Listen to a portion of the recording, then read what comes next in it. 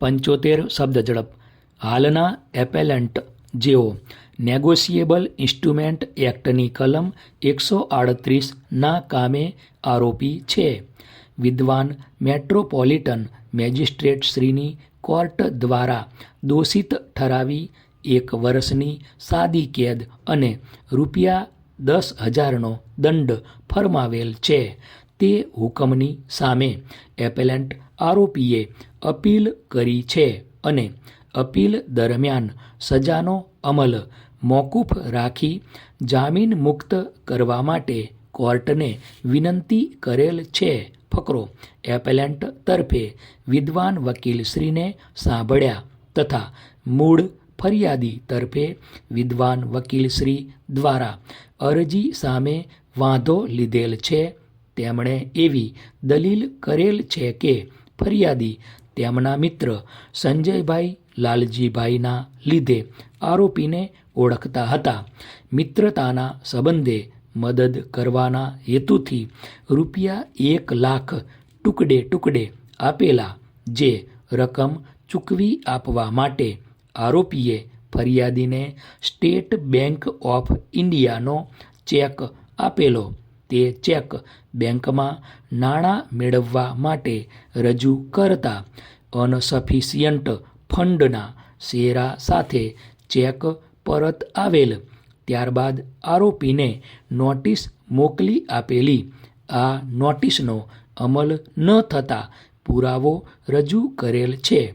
ફરિયાદ પક્ષ પોતાનો કેસ પુરવાર કરવામાં સફળ રહેલ હોય વિદ્વાન મેટ્રોપોલિટન મેજિસ્ટ્રેટશ્રી દ્વારા આરોપીને સજા અને દંડનો હુકમ કરેલ છે. ફકરો.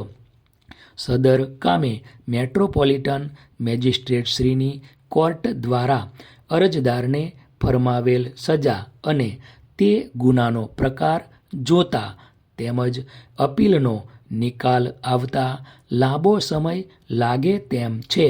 આરોપીને સજા કરેલ તે ગુનો જામીન લાયક છે વગેરે બાબતો ધ્યાનમાં રાખી સજાનો અમલ મોકૂફ રાખવાનો હુકમ કરવો ન્યાયી જણાય છે.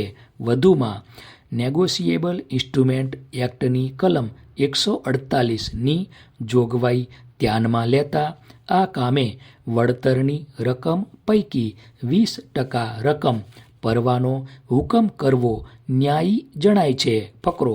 આથી એનઆઈ એક્ટની કલમ 148 અન્વયે અપીલ દરમિયાન આરોપી ₹50,000ની રકમ દિન 15માં આ કોર્ટમાં ભરવાની શરતે વિદ્વાન મેટ્રોપોલિટન મેજિસ્ટ્રેટશ્રીએ કરેલ હુકમને મોકૂફ રાખવાનો હુકમ કરવામાં આવે છે.